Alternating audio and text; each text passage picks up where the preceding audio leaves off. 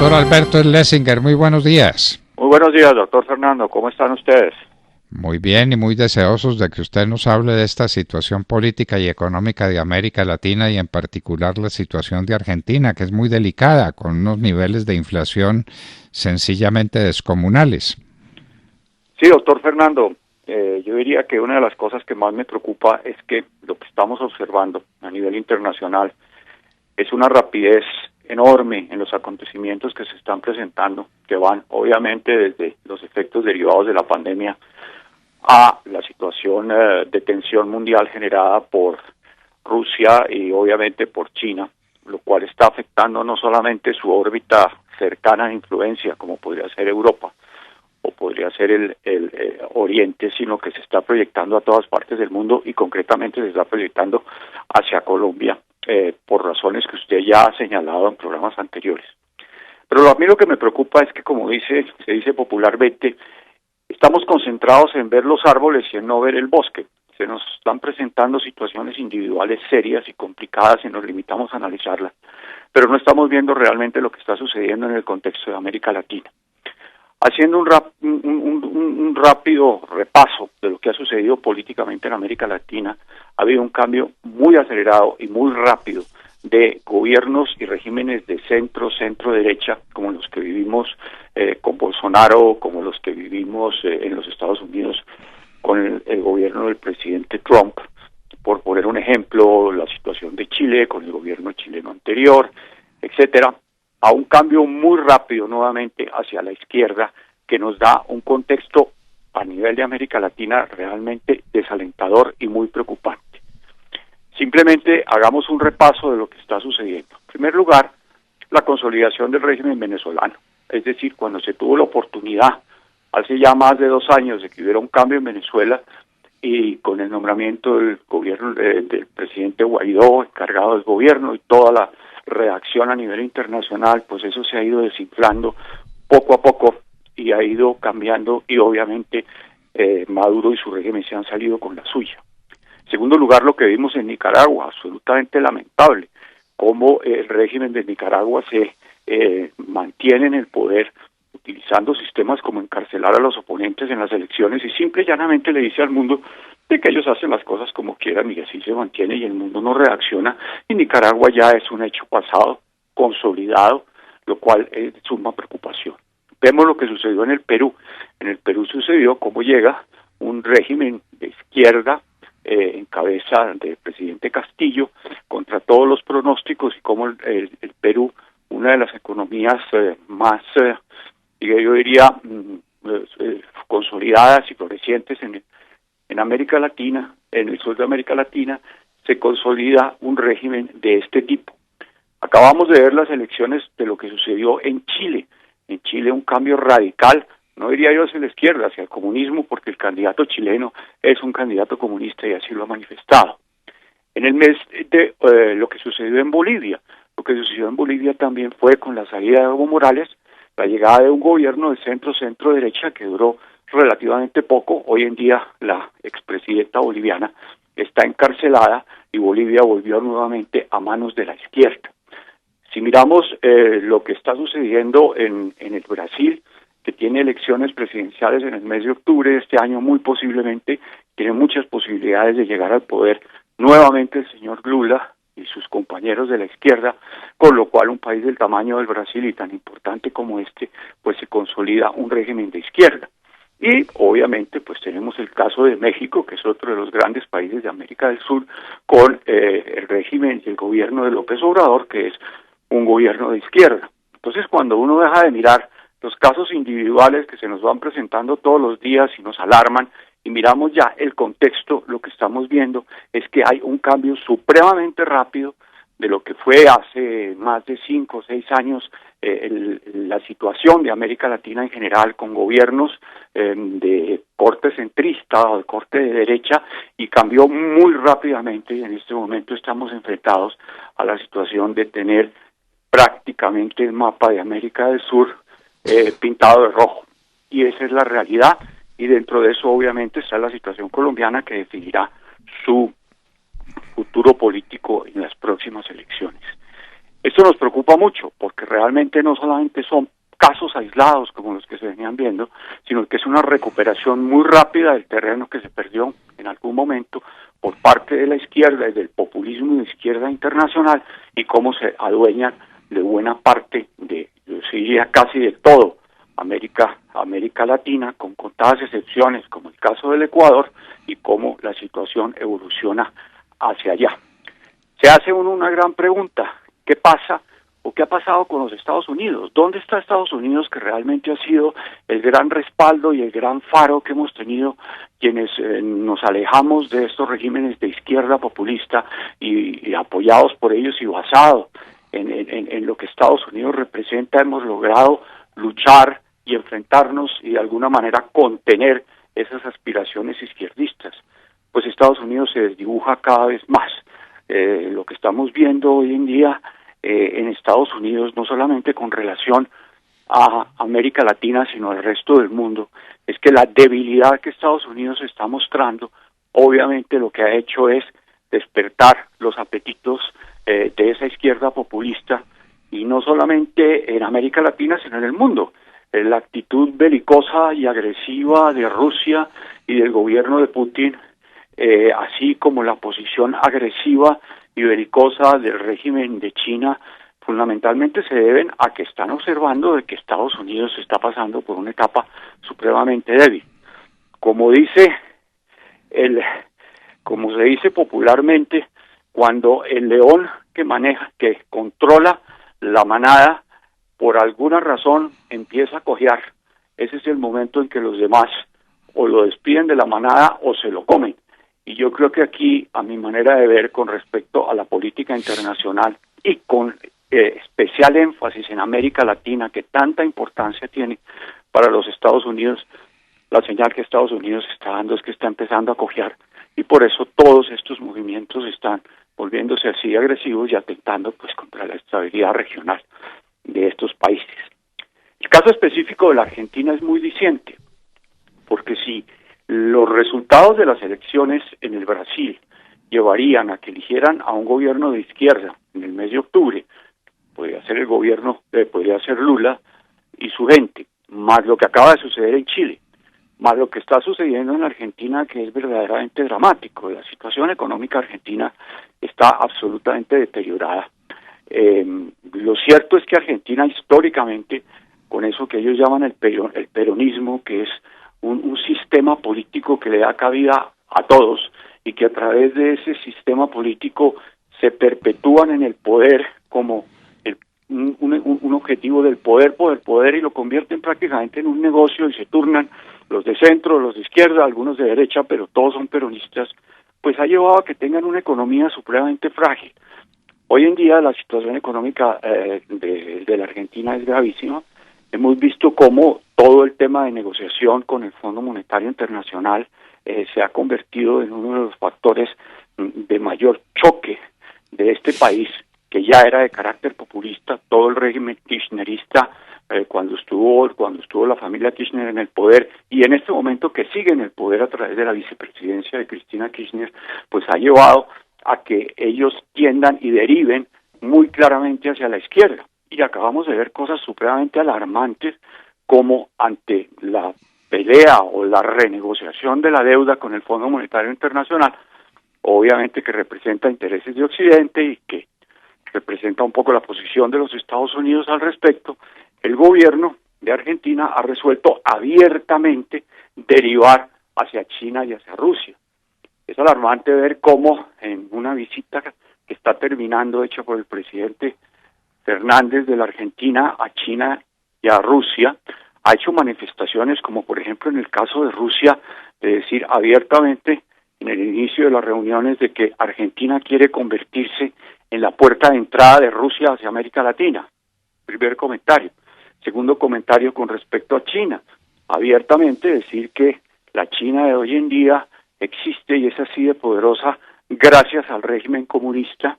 y cosas ridículas como decir que si el presidente de China viviera en la Argentina sería peronista. Pero esto sí lleva a eventos concretos, y es que, por ejemplo, Argentina ha renovado un convenio y ha entrado prácticamente en lo que se denomina la ruta de la seda. La Ruta de la Seda es un convenio que, utilizando el símil histórico de lo que era la conexión de la China con el resto del mundo a través de Asia Central, llegando a Turquía y proyectándose hacia Europa, pues se utiliza ese símil para decir que ese es el canal a través de los cuales los chinos están desarrollan sus convenios y sus contactos comerciales como contraposición a lo que fueron, digamos, los TLCs que desarrollaba Estados Unidos regionalmente mediante convenios de carácter comercial. Pues el hecho de que Argentina haya ingresado directamente al llamado Ruta de la Seda, convenio de Ruta de la Seda, pues lo que está señalando es que claramente desde el punto de vista económico, desde el punto de vista de comercio, está derivando más bien hacia la órbita de influencia china como contraposición a los Estados Unidos, con un elemento importante, y es que ese convenio o ese canal de relación que tiene la China a través de la famosa Ruta de la Seda, no solamente es de carácter económico, sino que es eminentemente de carácter político, porque todos sabemos que un país con un régimen dictatorial como el que tiene China utiliza los mecanismos y los canales económicos para no solamente generar corrientes de comercio, movimientos económicos, sino para tener una clara influencia política y poder influir directamente en la estructura y la situación política de los países donde está presente. El caso es África, por ejemplo, en los cuales muchos de los países de África están sobreendeudados con la China. ¿Y eso qué significa? Pues eso significa que están dependiendo directamente de la China económica y políticamente en la medida en que esos niveles de endeudamiento los colocan en esa situación de dependencia. Volviendo al caso de América Latina, lo que estamos viendo, doctor Fernando, y cuando uno hace el inventario de lo que está sucediendo, es que esto, como va, prácticamente está tomado por la izquierda, está tomado por el comunismo, y nuevamente América Latina cambia de color y se mueve hacia la órbita populista, la órbita de izquierda, y Colombia tiene obviamente por la cercanía de las elecciones una definición muy importante que tomar dentro de este panorama. La gran pregunta es, ¿qué pasó con Estados Unidos? ¿Dónde está Estados Unidos? Estados Unidos muchas veces lo ve uno, sobre todo recientemente, como un espectador de lo que está pasando en América Latina, pero resulta que ya no es un problema puntual de países individuales, que sea Cuba, o que sea Venezuela, o que sea Nicaragua, no, ya es una situación de carácter general, en que la gran mayoría de países están derivando hacia la izquierda, y Estados Unidos mira, observa y no nota uno que haya una acción decidida y una preocupación manifiesta de lo que está pasando para darnos apoyo a todos los que queremos que esto no se convierta en una Venezuela o en una Nicaragua y hacia allá estamos yendo.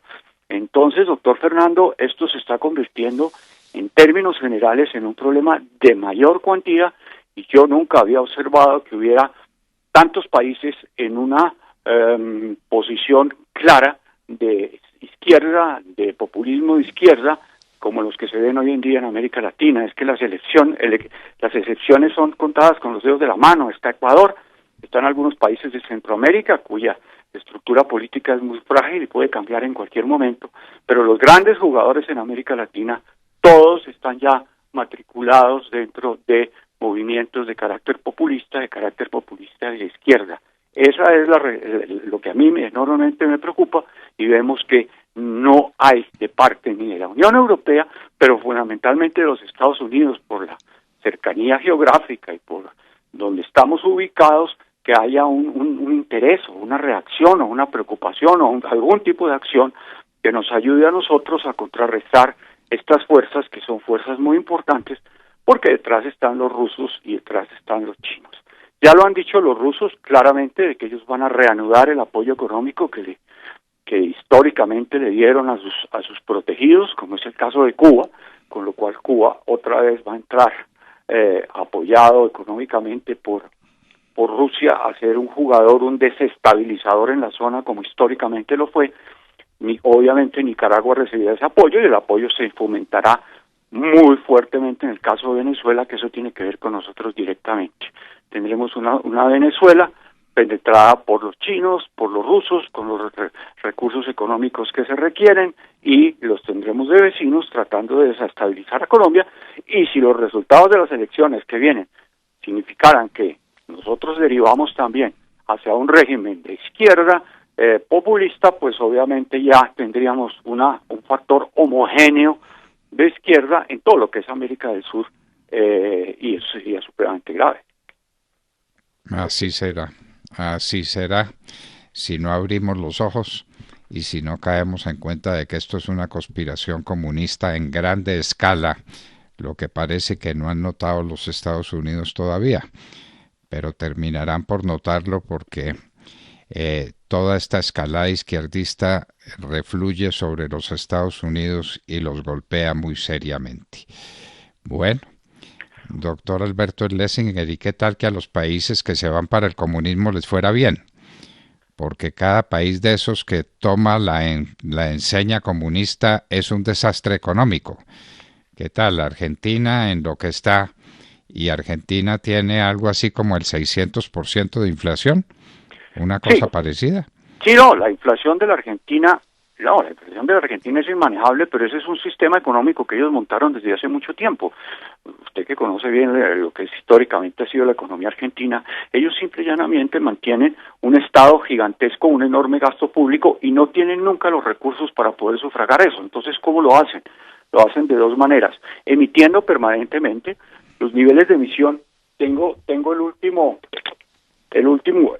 dato de lo que acaban de hacer este último año, y usted se va a aterrar en materia de emisión. Allá hay inflación y entonces emiten dinero inorgánico, ese dinero inorgánico alimenta la inflación y siguen en ese proceso, como ellos lo llaman, en esa bicicleta en la cual hay inflación, se emite y vuelve a haber inflación y vuelve y se emite, pero lo que sucedió el último año es dramático. Imagínense que la pura emisión en el último año, que fue un año político, que fue un año de elecciones y por eso obviamente hubo una emisión de dinero alta por parte del gobierno para influir en las elecciones, fue de 1.6 billones de pesos argentinos. Emisión solamente, eso significa que diariamente estaban emitiendo 3.1 millones diarios de pesos argentinos. Eso obviamente afecta pues toda la estructura de costos, toda la estructura de precios y siguen montados en ese tema. Y lo otro que hacen es que lo que no pueden lograr a través de la emisión, o sea, produciendo dinero para cubrir los gigantescos déficits del tamaño del Estado, del robo, que esa es otra cosa que es básica, normal dentro de la estructura económica argentina, entonces acuden a los préstamos internacionales. Y los préstamos internacionales, pues obviamente los primeros son el Fondo Monetario Internacional, que es prestamista de última instancia, pero también acuden a los bonos internacionales y a los préstamos internos. Entonces, por ejemplo, en este momento con el Fondo Monetario Internacional, óigame estas cifras. El último dato es que las reservas líquidas de la Argentina son 95 billones de dólares. Solamente dentro de los pagos que tienen que hacer en el mes de marzo al Fondo Monetario Internacional, de acuerdo con los créditos, con el crédito que tienen vigente, deberían pagar la cifra de 2.800 millones de dólares en el mes de marzo. Tienen 95 millones de reservas y deben pagarle al Fondo Monetario 2.800 millones de un crédito, doctor Fernando, con el Fondo Monetario Internacional que se calcula que debe estar en los 42.000 millones de dólares. Pero lo más grave de esto es que ese no es la totalidad del endeudamiento de la Argentina. El crédito que tiene con el Fondo Monetario Internacional está por debajo del 30% de esos 42.000 millones de dólares, por debajo del 30% de la totalidad del endeudamiento de la Argentina, porque no solamente es el Fondo Monetario Internacional, que como yo decía es el prestamista de última instancia, hay créditos con privados, con organizaciones internacionales, con banca internacional y créditos internos que toma el gobierno de la Argentina que forman parte del endeudamiento total. Entonces, los 42.000 millones de dólares están por debajo del 30% del total del endeudamiento. Entonces, de ahí viene todo el debate y toda la situación de cómo se maneja políticamente, cómo se maneja el tema con el Fondo Monetario. Pero hay otra cosa que hay que recordar. Aquí la culpa la tiene también el Fondo Monetario. El país que históricamente más veces ha entrado en default con el Fondo Monetario ha sido la Argentina. Eso es una cultura. Piden prestado y no pagan. Creo que si hay default ahora, este sería el quinto default que se tendría de un país soberano con el Fondo Monetario Internacional. lo cual significa que también el responsable es el Fondo Monetario Internacional, que le presta plata a un país que históricamente no paga. Es como un banco que sabe que hay un cliente que es moroso y que nunca paga y le sigue autorizando líneas de crédito y le sigue prestando. Entonces el tema de la deuda en la Argentina se ha convertido en eso. Y ahora tomaron como argumento el contenido político y simple y llanamente, como están negociando con el Fondo Monetario y el fondo que les exige, lo que exige normalmente a todos los países, que organicen su economía, que reduzcan los déficits, que eliminen los subsidios hasta donde sea posible, es decir, que generen una estabilidad que permita pagarles a ellos la deuda que tienen. Eso es lo que normalmente hace cualquier intermediario financiero, cualquier banco, cuando está analizando la situación de un cliente, para ver si le prorroga un crédito o no se lo prorroga. Organice su empresa y yo le vuelvo y le presto plata y le puedo dar unos plazos para que usted me pague. Pero obviamente desde el punto de vista político a ellos no les interesa ni es posible que organicen la economía reduciendo el déficit, reduciendo la burocracia, reduciendo la corrupción, porque todo el sistema está montado sobre esos elementos. Entonces les queda imposible cambiar y están enfrentados a esa situación. ¿A qué ha llevado? A que abiertamente se abran, perdón, la redundancia, a que se abran y digan, no, muy bien, entonces la cosa no es con el Fondo Monetario Internacional, sino nos vamos por el lado de la China, que la China nos presta plata, y nos vamos por el lado de los rusos y le abrimos la puerta a los rusos, y así es como damos una respuesta política al Fondo Monetario Internacional. Pero hay que tener en cuenta una cosa, el Fondo Monetario Internacional no solamente es los Estados Unidos, doctor Fernando. Cuando uno ve quiénes son los aportantes al Fondo Monetario Internacional, Rusia y la China, especialmente la China, está en segundo lugar después de los Estados Unidos, después viene la Unión Europea, o sea que el Fondo Monetario Internacional, como organismo de estabilización monetaria internacional, está formado por los aportes de las grandes economías del mundo, dentro de la cual también participan los chinos. Pero ellos lo han convertido en un problema de carácter político, identifican Fondo Monetario igual a Estados Unidos o Fondo Monetario igual a capitalismo, Fondo Monetario igual a Occidente. Entonces ahora resolvieron ya abiertamente darle el mensaje a los Estados Unidos de decirles, señores, yo les estoy diciendo a los rusos que nosotros queremos que la Argentina sea el puerto de entrada de Rusia a América Latina, hágame el favor. Y uno ve que no hay absolutamente ninguna reacción por parte de los Estados Unidos. Como le digo, el león está cojeando, y cuando el león empieza a cojear, pues las cosas cambian y se desorganiza la manada, como lo estamos viendo en este momento. Lo estamos viendo en este momento, doctor Alberto Schlesinger. Muchísimas gracias por acompañarnos en la hora de la verdad. Con el mayor gusto, doctor Fernando. Bueno, ya ustedes oyeron al doctor Schlesinger contando cuál es la situación general de América Latina. Falta Colombia. Colombia es la joya de la corona y por eso tienen a Petro. Y por eso tienen a los comunistas amigos de Petro haciendo la fuerza para que gane las elecciones y para que toda América Latina esté en poder de Rusia, de China y del comunismo internacional. Alberto Schlesinger estaba con nosotros en la hora de la verdad.